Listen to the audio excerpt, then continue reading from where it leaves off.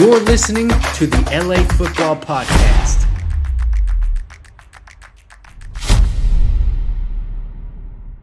What's going on, Los Angeles? Welcome to the LA Football Show here on the LA Football Network, live on the Mightier 1090 ESPN Radio. Thank you all for making us a part of your day. Got a busy show for you covering all four teams. If this is podcast you're listening to, this is your Chargers segment of the LA Football Show, getting onto all things Brandon Staley press conference, Joe Lombardi firing, Tom Telesco press conference. A lot to get into, a lot to discuss for the future in the short time we have. So excited to get all into it. Show is always brought to you by our friends at BetOnline. Head to betonline.ag today. Use our promo code BELIEVE. That's BLEAV is going to get you a 50% welcome bonus on your first deposit. We got the divisional round of the playoffs this weekend, so plenty to bet on, plenty to parlay, and hopefully win some money back that you may have lost like I did in the wild card round. So betonline.ag. Promo code BELIEVE. Tell them the guys at the LA Football Network sent you. Joining me as always, the madman, the great one, Jamal Madni. What's up, my brother? How we living in that box over there in Westwood?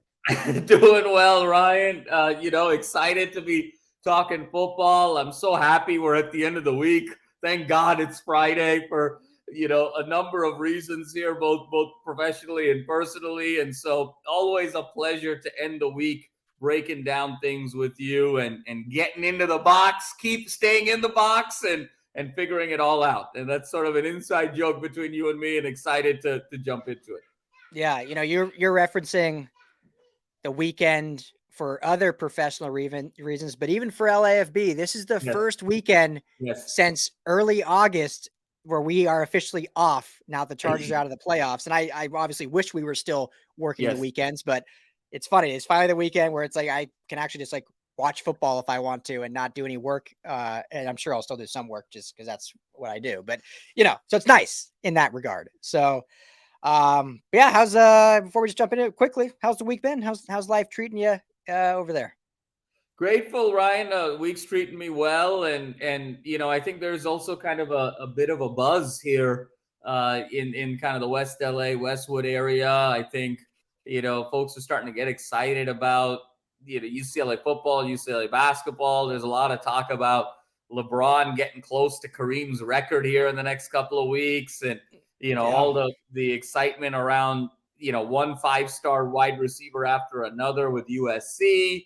And then, lots of conversation around McVay coming back that I'm hearing in terms of in local coffee shops and whatnot. So, all four LA teams, there's a fun buzz in Westwood right now that's driving a lot of different types of interesting conversations. Yeah, and that's a great kind of segue way to put it, because there is a lot of fun buzz. And I think when you look at the Chargers specifically, it's more of an interesting buzz because I think you have, and I'll kind of pose this as a question to you, but I'll say it as a comment. But you have, I think, a good amount of the fan base. Okay, let's say this. 100% of the fan base is happy with the offensive moves. Everyone's very pleased with that. Moving on from Joe Lombardi, Shane Day also fired as the QB coach. And so everyone feels good about that. And I think you still, though, have like a 50-50 split on Staley returning. Maybe it's up now more to like 60 to 70 in favor. Like as long as he got rid of the offensive staff, they're happy with that. But you still have that 30-40% that is uneasy about it and kind of preferred to just start fresh with someone new. So kind of your thoughts on how it transpired, and I guess the buzz around LA, how do you think it's playing out in terms of the way it shook out? Yeah, Ryan, I think you said it quite well. I think that it's sort of part happiness, part relief, part expectation with the Lombardi firing. It's the thing that it's really the one concept that has galvanized this Chargers fan base and this Bolt family the whole season. I remember there was a really famous 30 for 30 when it was the one on Reggie Miller against the Knicks. Yeah. And he was kind of talking about how coming into Indiana, they were getting used to this new coach in Larry Brown. And they were like, he was just such a tough personality. And at that time, our chemistry as a team wasn't very good. But we all sort of hated Larry Brown together and at the beginning. And that kind of brought us together. And it actually sort of built the chemistry there. And maybe there was like that was his magical genius of being so unlikable at the beginning that it brought other people together. It's like, hey, we both hate this other person. So that makes us, the enemy of my enemy is my friend now. And I thought of that analogy when thinking about Lombardi, like regardless of opinions with Charger fans, of some who are Herbert diehards, other who are maybe a little bit skeptical from they should throw more, they should run more, Keenan Allen and Mike Williams, Austin Ekeler opinions, Gerald Everett opinions, the defense opinions, the injuries, the schedule. There seemed to be always this friction about different topics. But the one thing they could all come together in unity as one nation, under God, indivisible, injustice for all, was their collective hatred of Joe Lombardi. And so Injustice for all. Exactly. And so I think that's really where I think the expectation has come from. Now, obviously, moving forward, who's going to come in and replace Lombardi now becomes the next question. And how do you really unlock this skill set of Justin Herbert and really take him to that next level where he is a perennial top 4, top 5 quarterback? And then the second question, of course, is Brandon Staley the right guy for this job long term? And I think when you make a move like this, there's sort of an acknowledgement from management saying, okay, we got rid of Lombardi because we believe in the things you're saying, but you're going to be the next one out the door if things don't work out. So this is 23 feels like it's going to be a make it or break it year for Brandon Staley. And so I think he's going to be even more scrutinized game over game, drive over drive, quarter over quarter than he was in 2022, which is so hard to believe because now that precedent has been set. You usually get rid of the coordinator first, and then the coach becomes the last resort. But that's usually kind of the chain of action from management. So I think it sets up for a very compelling 23. And I think all eyes are going to be on Staley and Telesco and the Spanos family on how much they're willing to shell out for the right coordinator for Justin Herbert and company. Yeah, absolutely. I think one thing that stood out to me in the press conference, and I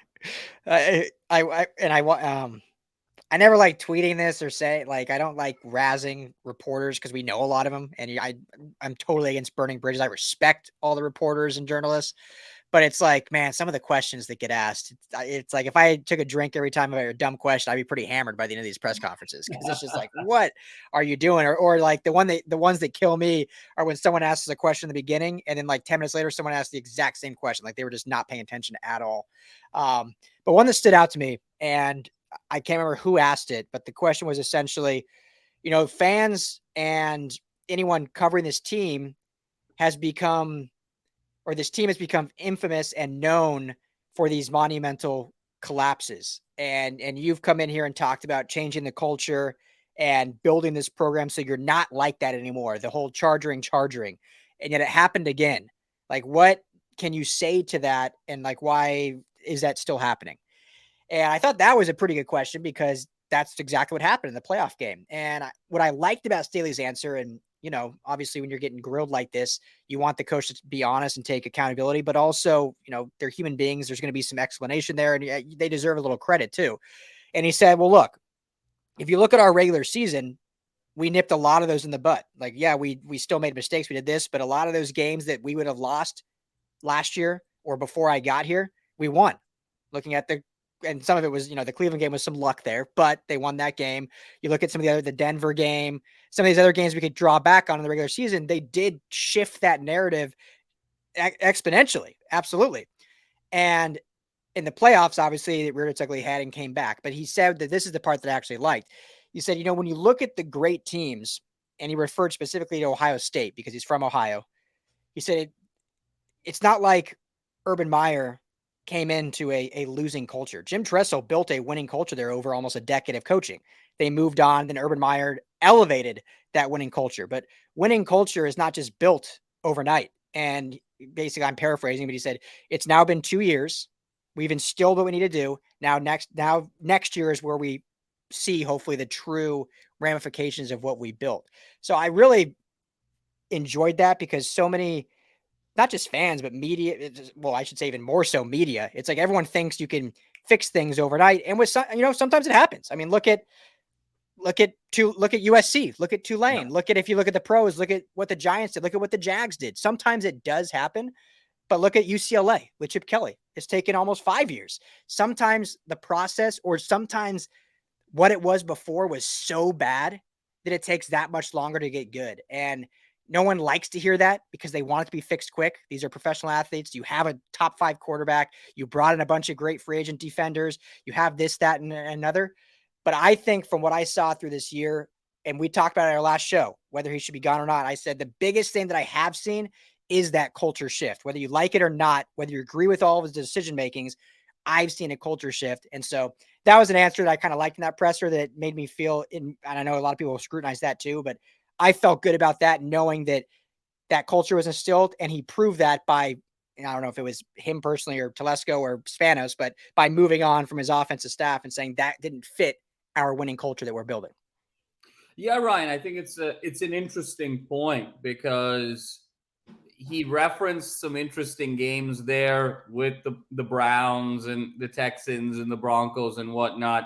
Also helps that none of those teams were close to sniffing the playoffs. Yeah. So when you talk about winning culture, the fact of the matter is this team was still 1-6 against teams that were 500 or better. So the question is, do you really have a culture here, or did you just beat up on inferior competition given the success that you had in free agency and in having a quarterback like Justin Herbert? So I think that's where I want to see how things translate going into 2023. He gave the right answer, no doubt about it, to me, but was it the true answer? I think that's and that's really the question, I think, moving forward. I think he genuinely believes that to be true, but the reality is culture truly is something that you can hang your hat on when it's resilient and when it's scalable and when it can overcome adverse situations. And that's when you really have a culture. When you think about the Patriot Way or the Heat culture or some of these other organizations, it's organizations that have been in wars, been in absolute battles, come out on top, gotten their heart broken, and found a way to be resilient over time. So that to me is the bigger question here. And I think to your earlier point of sometimes it takes time, I couldn't agree with you more. I think the parallels between the Chargers and UCLA is very strong because sometimes you're inheriting an organization that cannot just switch it on and off the way a USC can, the way a Rams can, the way a Cowboys can, the way a Chiefs can right now, because either it's hard to get into a university because of GPA, or your owner is on a tighter budget than some other owners, or there's just sort of an inherent reluctance to be aggressive from a general manager perspective. So sometimes you're inheriting more of these systemic challenges and limitations in certain organizations. So that part about what he said, I completely agree with. And I believe it to be true that it takes a little bit of a longer runway to be successful with the Chargers than it would be with the Rams or the Niners or the Cowboys or the Chiefs. So that's just sort of the reality of having Spanos as an owner and Telesco as a GM. But now the question is, year 3 is always a very historic year for coaches. Because whether it's college or NFL, year 3 is when it's really your opportunity. You've laid the groundwork. Now it's on you. You've had your systems in place, your processes in place, your strategy in place, your culture in place, your players playing the way you believe them to play tactically. And so now it's all about the results on the field. So he's been able to buy himself this runway. And truth be told, if it was probably another organization with similar expectations, he probably would be fired. But I think there's an acknowledgement that it takes a little bit more time with the Chargers. But now it's year 3, and now it's different offensive coaches around him, a different staff around him. And then if they can't get it done in a similar fashion, then he becomes that common denominator, Ryan. Then you're forced to move on. So I think he said the right things generally. But let's see if this culture actually scales and they weren't a product of a soft schedule. Because at the end of the day, and I've said this over and over again, as much as this team was decimated by injuries, they had one of the easiest schedules in the NFL this year. There's just no way around it. So the fact that they ended up 10-7 is probably the football gods evening things out for them. And so now they need to be able to take that next step. I think true culture for me, Ryan, and then I'll hand it back over to you, is not needing to brag about beating a Browns or a Broncos or, or teams like that who are 5-win teams. That's something you don't need. That's when you really arrived, when you don't even have to mention that as an accomplishment this year. Mm-hmm. Yeah, no, 100%. And, I totally agree. And if you look just parallels, you can look at a team like the Bills that didn't really have a winning culture, and they had some decent years with Rex Ryan. But then Sean McDermott comes in, they're a 5-win team 2 years in a row, and then they take off in year 3. So this is definitely that year 3 now where, not that he's got any excuses really. I know there's been the injuries, but this is where really now there's no excuses. The one thing going against them this offseason is they have limited to no cap space, whereas last year they had an inordinate amount. So they're going to be working much stricter with basically the roster they already have and being smart in the draft and hopefully getting all these waves of hurt players back and obviously getting the right coaches in. So, Ryan, they're top 5 in talent. So 100%. They don't have the salary cap. To me, that's a non-existent point. Oh, I totally agree. They're healthy. This is a top 5 roster. He has what he needs right now in the building to make a deep run. So I think it's really on him. Totally agree. I was just saying that they won't do that in free agency this year like they did last year. This is basically the squad, but it's a good squad. I mean, it's a top 5 talent if everyone's there and they're coached correctly. So before we wrap up, one name, because I know we kind of talked OCs last time, and one name that we didn't really mention, and I tweeted about it, and it's difficult because it's a lateral move, so most likely this team would block it. But one that I'd be fascinated to see them pursue or request, because it does happen every now and then, is Dolphins OC Frank Smith, who was the Rams run game coordinator last year. We had him on the show, great guy, but not throughout the season. I think we mentioned it maybe once, but the lack of run game and just how much the drop off in the run game. No one really mentioned the fact that they lost their run game coordinator and Frank Smith. And maybe that had a huge effect in that because their offensive line, yes, got banged up, but overall their offensive line was better this year than it was last year. And they had the same running backs. And so the big denominator was losing Frank Smith. So he's now the OC at Miami. Does not call plays, though. Mike McDaniel, the head coach, calls plays. We've seen before, rarely, but we've seen before, such as with the Rams, when Matt LaFleur was the Rams OC, but didn't call plays. The Rams allowed him to move laterally to Tennessee to get that 1 year of calling plays, where then he now became a head coach. So there's an off chance. There's a lot. All these coaches are so connected and close.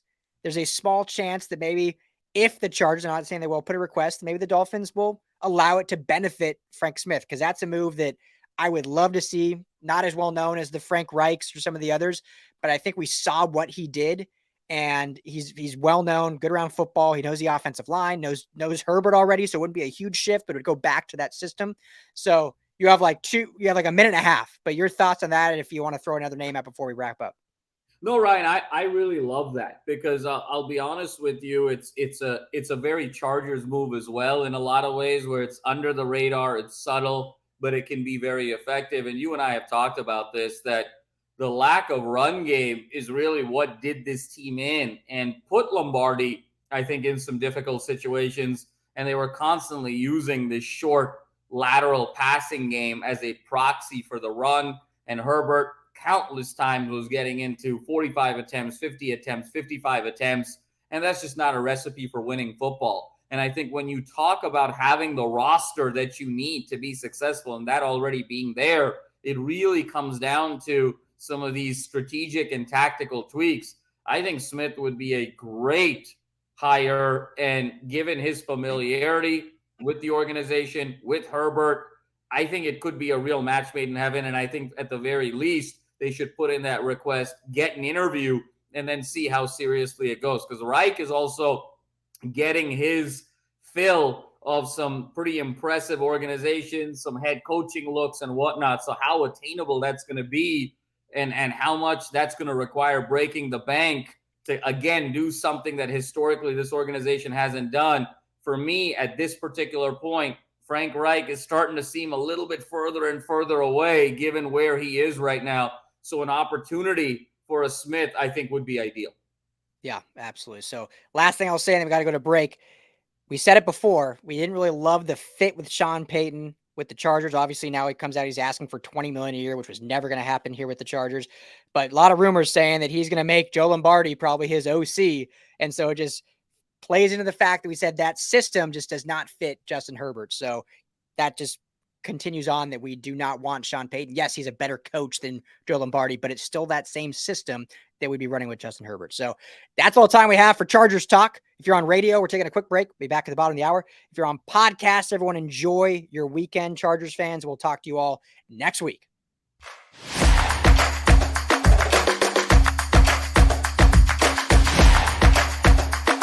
You're listening to the LA Football Podcast.